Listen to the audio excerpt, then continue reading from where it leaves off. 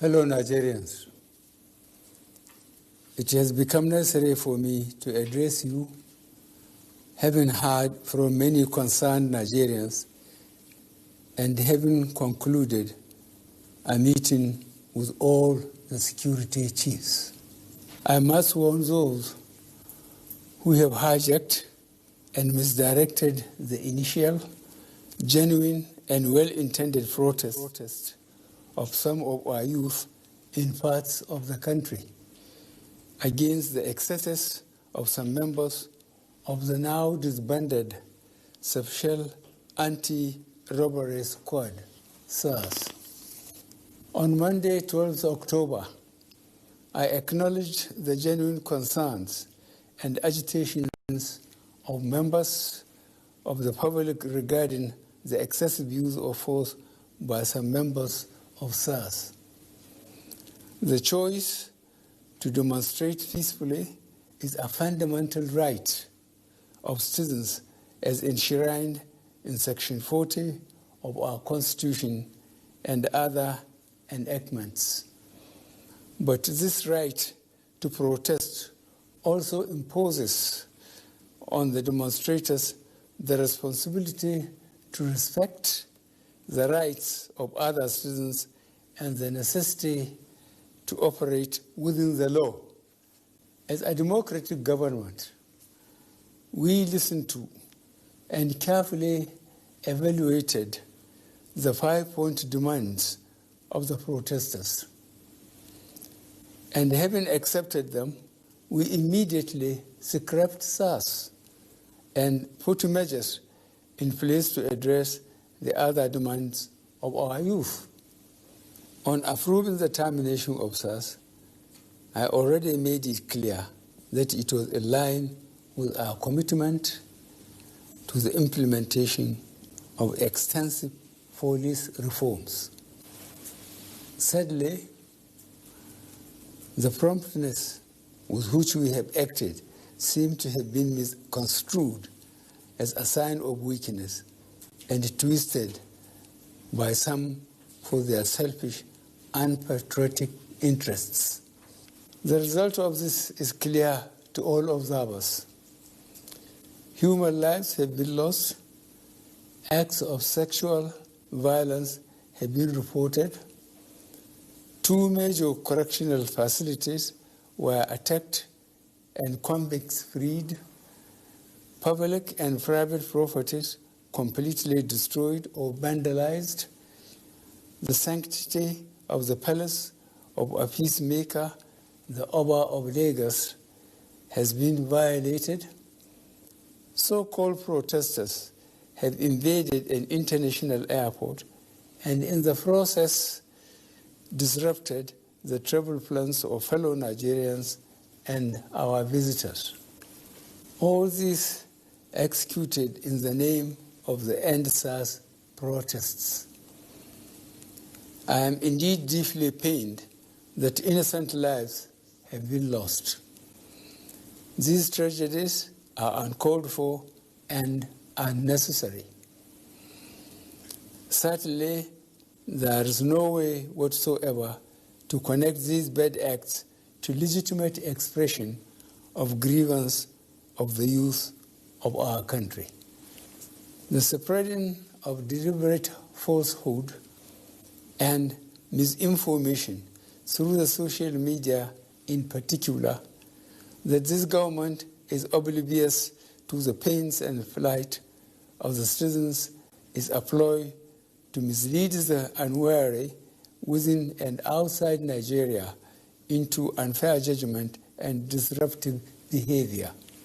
On the contrary, both our deeds and words have shown how committed this administration has been to the well-being and welfare of citizens, even with the steadily dwindling revenues and the added responsibilities and restrictions due to the coronavirus pandemic.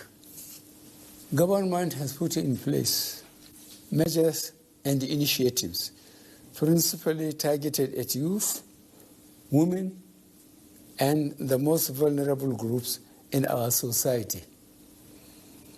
These included our broad plan to lift 100 million Nigerians out of poverty in the next 10 years. The creation of 75 billion Naira National Youth Investment Fund to provide opportunities for the youth and the micro, small, and medium enterprises survival fund, through which government is A, paying 3 months' salaries of the staff of the 100,000 micro, small, and medium enterprises. B, paying for the registration of 250,000 businesses at the Corporate Affairs Commission. C, giving a grant of 30,000 Naira to 100,000 artisans. And D, guaranteeing market for the products of traders. These are in addition to many other initiatives, such as A, farmer money, B, trader money, C, market money, D, N-Power, E, N-Tech, and F, N-Agro. No Nigerian government in the past has methodically and seriously approached poverty alleviation like we have done. With regards to the welfare of police personnel, the National Salaries, Income and Wages Commission has been directed to expedite action on the finalization of the new salary structure of the members of the police force.